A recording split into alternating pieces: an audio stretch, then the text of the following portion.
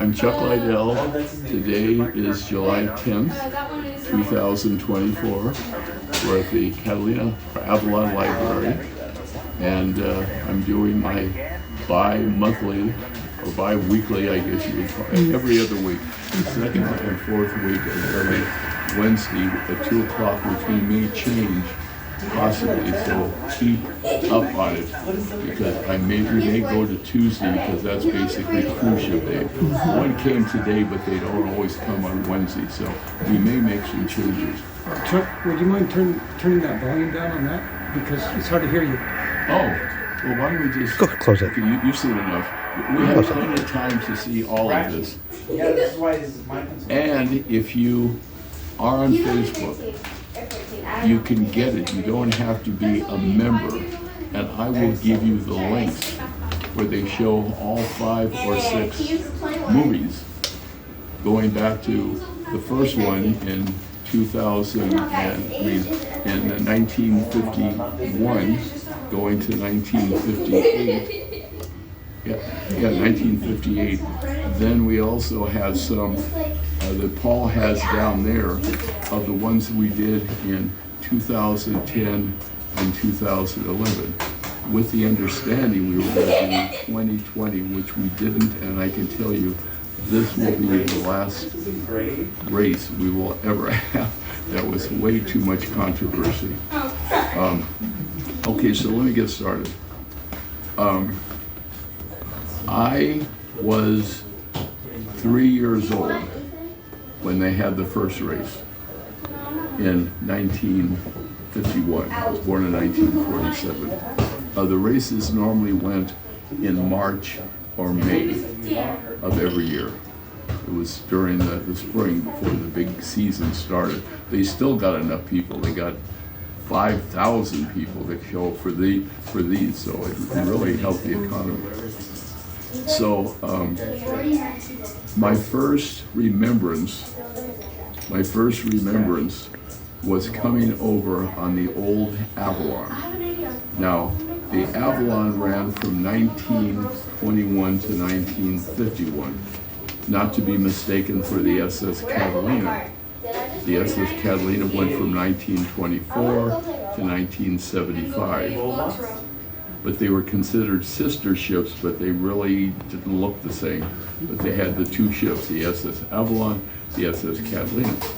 So I, at 3, was able to come over on the last trip of the SS Avalon. Okay, now, you probably think it's crazy. My recollections of things go back to my age of 3. Okay.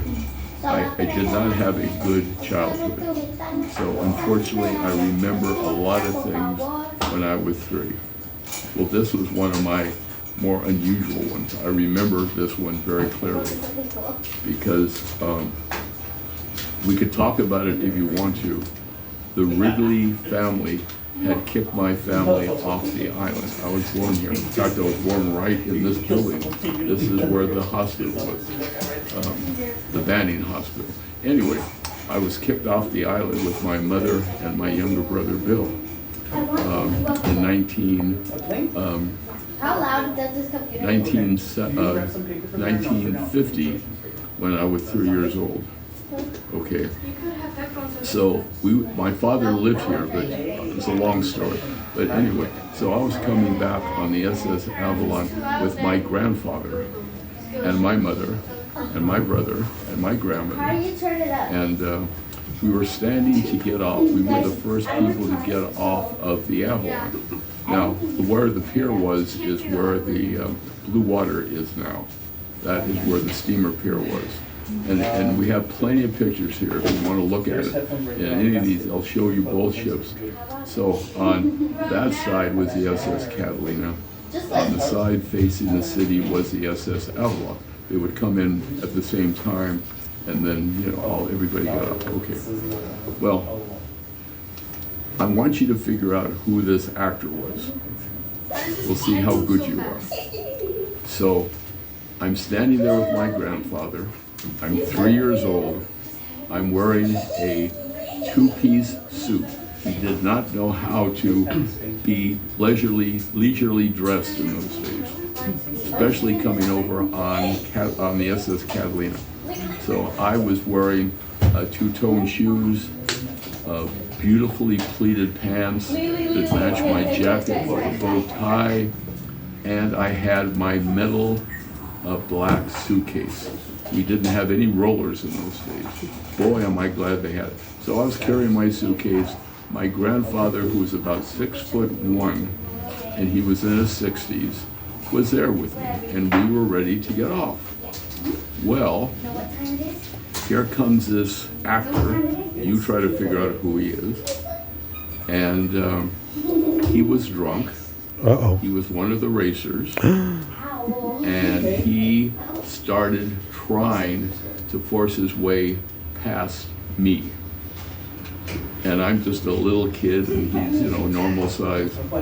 So my grandfather kept taking his arm and pushing him back. And this actor said, "Oh, I see what I'm doing. I might hurt the little boy." But he kept doing it. He couldn't stop. He wanted to get off because in the hold of the Avalon is where his motorcycle was. And he wanted to get his motorcycle off first. Okay, so his name's going to come up later on because he was responsible for the end of the motorcycle race. Okay, now the funny part is I remember this story so much, and his face is so vivid. I didn't know who he was. I was only 3, but I could not get that face out of my mind. Okay, anybody see the movie Cat Ballou? Sure. Okay, who started it? Lee Marvin. Lee Marvin. That was Lee Marvin, the actor. Okay, so it was funny because I saw, Cat Ballou, and I said, that's the guy that, and then I did some research. Yes, he was in the race. And in the movies, you're going to see them talking about he and I had a Keenan Wynn. I don't know if you know the name Keenan Wynn. Look them up. They're very famous. He was the son of Ed Wynn, who was a silent entertainer. Did you ever see the movie Mary Poppins? He was, yep. Okay. He was Uncle Alfred. His father was the one that floated every time he laughed. Uncle Albert. Remember? Uncle Albert. Okay. Well, anyway, that makes a connection. But Keenan Wynn was his son. Okay. When you laugh, ha ha ha ha ha. That one. The race started in 1951 and went to 1958. Believe it or not, they averaged 250 bikes. They all started down, okay, this is Metropole, the street down here, and you'll see this, you'll recognize Metropole because you'll see them going past the community church, and then, so they started there, but they went in, I don't know how else to say it, in heats. They didn't all go at once, they had too many, but they went, and then maybe 10 seconds later, the next group went, the next group, so they were all going. Now, Were the streets paved or dirt? Me now, yeah. No, when the race was going on, they were dirt or paved? No, the Metropole has been paved since the 1890s. Yeah. Okay. In other words, it's basically the same as it was. So the race was a 10-mile race that they duplicated 6 times. So it became a 60-mile race. And this is where they went. They went from, you'll see in the movie, they went from the fountain at the foot of the Metropole Street. They went up the hill, made a left at the community church, then they went right, which would be Sumner. Then they went on Avalon Canyon Road, which there was no city hall there at the time. There was no sheriff's department. There was nothing. Realize the Chicago Cubs had that field, which we now call the Field of Dreams, from 1921 to 1951, because they were owned by Mr. Wrigley. So they used the Wrigley Field as part of their race. and you'll see pictures of. There was nothing else there except just a big field, you know, for the Cubs, and they weren't going to play there anymore, so they didn't care what they did with it. So anyway, it was just a few months after the Cubs got through with their last time. They usually did it in March and April. Okay. So they then went from there to where the hospital is now. The hospital went in 1960. There was nothing there in 1951 to 1958. This was the hospital here. So there was no hospital up the canyon. So, and I remember this so clearly, the motorcycles went up the hill behind where the hospital is now. They got rid of a lot of the dirt to build the hospital, but they had the road that they would take around the back. So many of the motorcycles went off the cliff. I mean, I remember standing there, and you'll see this in this one. People were terrified because suddenly the motorcycle's still running, didn't have a driver anymore. The motorcycle was moving, and everybody had to get out of the way. So they then went over the top.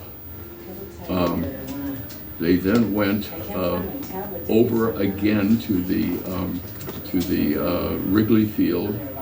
Then they came back, and you know that became a 10-mile route. And then they did it. They just kept doing it till they got a winner. The thing that I remember the most, by the way, all of these movies are in black and white. My father had a Super 8 Bell and Howell camera in this time, and he was making movies in color. As far as I know, the ones that I have are the only ones in color. But these are so much better because they're from so many different vantage points. You know, when Dad was taking pictures, we were up to where they now have the sand trap. That's where we were as they came around the corner to go up over, you know, where the hospital is now. So we just stood there, so we don't have anything like this. I mean, these are phenomenal pictures. Now, the thing that resonates with me the most, and you'll see these in here, they had hay bales everywhere in case they, you know, the motorcycles got out of control or the driver had to jump off. They had hay bales everywhere. The thing that bothered me so much at being 3 years old until I was 11, the noise that they made, especially in our canyon, because it all reverberates. I never knew where they were. I didn't know what direction they were coming from. It was just shattering. I mean, it was so loud. You just can't believe it. Okay, so again, we'll do this after I do my interview, but I'm just going to cover some of the information. So the reason, okay, we're going to jump to the chase. So that was Yamaha and other companies, and you'll see that Japanese came over too with their companies. I don't know what they named. I think they were Yamaha. That is Yamaha, isn't it? The Japanese were the Yamaha. Well, anyway, so they all were getting sponsors. So the question then comes up is, why did the race end in 1958? And you're not going to believe why they stopped doing the races. And my good old friend Lee Marvin had something to do with it. Okay, the first one was they had to have programs, 25 cents a piece, programs to sell to the people who were here. So they knew about the race, they knew who the player, you know, the riders were, you know, all this promotion. The company they had went bankrupt, and they couldn't find another company to do the programs. So that was the first one. Okay, the second one is a man by the name of Mel Porter. I'm sure you don't remember him. Okay, he was the owner-manager of the Waikiki. Now the Waikiki is the one on the corner here where they have the bank and then they have that brew. Okay, that is where the Waikiki Hotel and Restaurant were. Okay, he owned and managed it. During the race, the 1958 race, he was leaving to go home, and he was accosted and beat up by a number of the racers who were obviously drunk. Now, Who was beaten up? huh? Who was beaten up? Mel Porter, Okay. the one who owned the Got Waikiki. it. I got it. Thank you. Okay, now, that was bad enough, but guess who Mel Porter was? He was the mayor of Avalon at the time. So the Chamber of Commerce said, put on by the city, if the mayor gets beat up at this event, we're not doing it anymore. But the craziest one is with my good friend Lee Marvin that I had my first encounter with when I was 3, in 1958, when I'm now 11. He's going back on the SS Catalina. He's drunk. He's always drunk. Just like in the movie Cat Blue, I'm sure that was not, he was drunk anyway, so they just made that part of the movie. So look him up on Cat Blue. I think it was 1965. Okay, so anyway, he decided to throw a mutiny on the SS Catalina. He was having fun. A mutiny or a cocktail party? A mutiny. So he, in his drunken voice, yelled, "Mutiny! I've taken over the SS Catalina." He did all this. He thought it was funny. The pilot, the captain of the SS Catalina, did not think that was very funny. So he brandished a gun, took Lee Marvin up to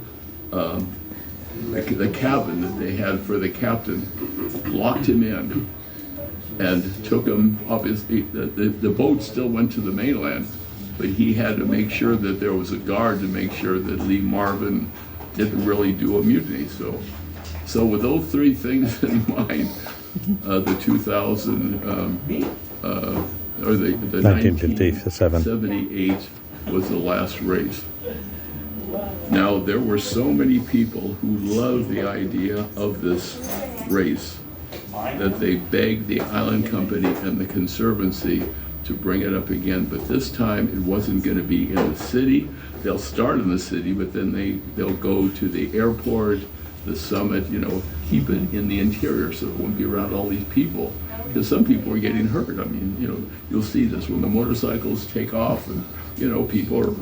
Yeah. Okay, so anyway, in Well, especially 2010 and 2011, they did bring back the races with the understanding that they were going to continue. Well, it stopped, and then the Conservancy and the Island Company said, we will do it one more time in 2020. They never did. So the last official Catalina Grand Prix was in 2011. And for once, I agree with the Conservancy. I know I shouldn't say it that way, but everything is so dry in the interior. If a spark came from the motor of the thing, or they were also afraid of a fox would be running across the street, right across the road, they could kill some of the animals, or they could have a major fire. And don't forget, in 2007, on May 10th, we had a fire, started like that, with a spark up at KBRT that destroyed 1/10 of the island and got within 40 feet of the town of Avalon. So they really didn't want to take a chance on doing that one again. What year was that? It was May 10th, 2007. I actually worked the fire, so I was one of the volunteers. And it started from what? A spark from what? What? It started from a spark from what? Okay. Do you know where the divide is? One goes up to the airport, the other one goes down to Middle Ranch. Do you know where the divide is? I think I might. Okay, have well, an it's right idea. over Toyon. It's Yeah. pretty much overlooking Toyon. So as you went a little bit further, they had a radio station called KBRT. Before that, it was originally KBIG. It then became KBRT. It was a Christian broadcasting company that only broadcast to the mainland because you got such good reception because you only went one way. You didn't have to go 360 degrees. You just aim for the mainland. So they had only had 3 inches of rainfall that year.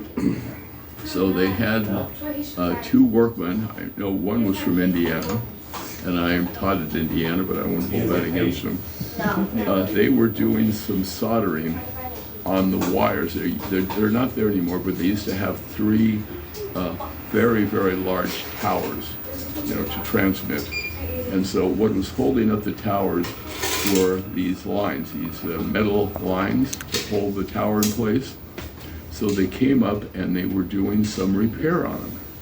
And they were told, don't do any soldering because you could get a spark. We only had 3 inches of rainfall this year. It could be catastrophic. Well, he did anyway. And the cable broke, went into the bushes caught on fire, and within 1 hour, and this place is about, I would guess about 12 miles out of Avalon, it had already hit the town of Avalon in 1 hour. It was that bad. It went all the way down to Toyon. It destroyed a lot of Toyon. It destroyed a lot went all the way down to the beaches. The funny part is the only thing that was not hurt by the fire was a Christian broadcasting station. It was all around it. So anyway, as I said, it got within 10 feet of the town of Avalon. It was on May 10th. We now had to evacuate, I think it was about 1,600 people that we had to get off the island immediately because they were bringing the Marines over with their hovercraft and all of their big, firefighting equipment. So people had to get off the island. Also, if their homes burned down. Well, I was working for the Sheriff's Department and the Fire Department. I worked for a group called CERT, Community Emergency Response Team. We were given no instructions on what to do. We had no plan of what happens if the town goes on fire. So we're basically doing our own thing. So I told my people, everybody that said, Chuck, where do I go? I said 2 things. Get your golf cart as far off the street as you can because they're going to be bringing big equipment over on hovercraft from El Toro. So that was my first one. I said the second thing is go down to the beach. Be at the beach. Because then if anything happens, you can go in the water. I'm just trying to give them some ideas. Or you'll be close to the boats, and they said over every boat they could. It took them all night to get all these people off. Other people were sending them to the churches. Okay, this is what they were doing. They thought that they would get shelter in the churches. So the other people were sending them to the churches, which of course the power went out. Then they sent everyone all the way down to the casino, thinking they would be okay there. The power went out. So they had to move them from the churches, the Catholic Church, the community church, all the way to the casino. Then they had to move them all To the boat. all the way back to where I had my people on the beach. So I'm going to stop filming at this time. okay. But Okay, thank you. That was awesome. It's a little off the subject, but anyway. It was awesome.